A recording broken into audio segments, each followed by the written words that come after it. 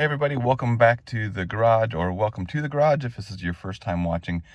This is the driver's side door of my 2014 Chrysler 200, and as you can see, the lock-unlock switch is broken. It's been that way since I bought this car used, and I know you can't tell by looking at it, but these switches are actually inconsistent. Sometimes they stick, and sometimes they don't work at all. So I am going to replace this switch component here, and it'll take care of the lock-unlock switch and these window switches as well.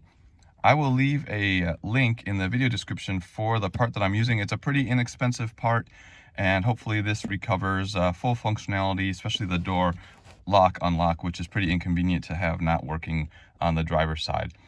So the first thing you have to do is you have to get this entire trim piece out of the armrest, and the easiest way I've found to do that, since there's no screws involved, is lift up gently on the window mirror adjustment knob, and it'll create a gap over here on the side, and then you just very slowly pry around, and I'm using a small flat blade screwdriver to get the clips out from the armrest.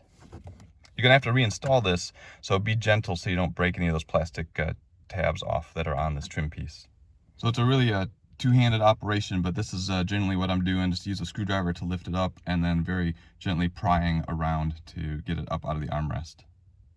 So starting from up here, I work my way around this way, and then I can kind of tilt it like this to work it free. And then it kind of just pops up. And it won't come up very far because you have the wire harnesses underneath that you need to disconnect next. And it's just 3 wire harnesses, and they'll have just push them in and pull the connectors out. Once you have the whole trim piece out, you can see the plastic clips here that we're talking about, and this is the hole in the armrest. You also have to be careful not to break the actual solid part of the armrest here that the clips are going to go underneath of. The connectors are all different sizes, so you don't have to worry about making sure you remember which one goes where.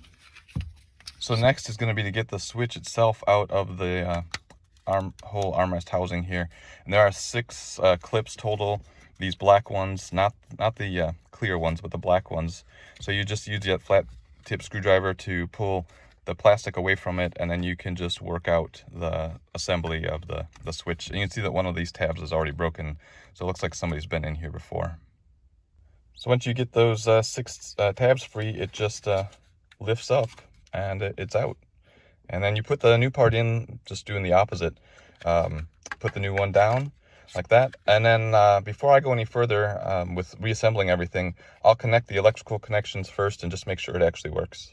The one thing I really wanted to get out of this was that the lock-unlock works, and so let's try that. I don't even have to get the car into run to do that, so let's check that out.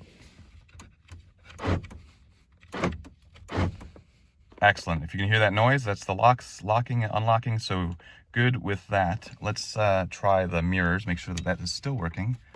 And I know you can't see it, but well, let's show you. That's still working.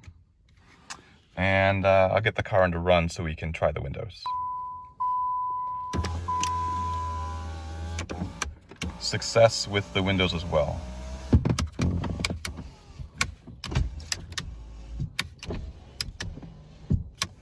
And that is success. All the windows are working, the lock-unlock is working, mirrors are still working. So now we'll just put this back into the armrest.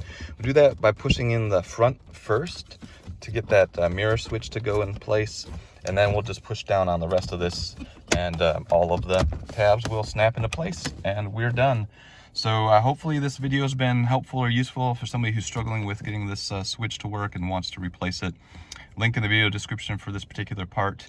And if you like the video, thumbs up, comments, questions in the comments section.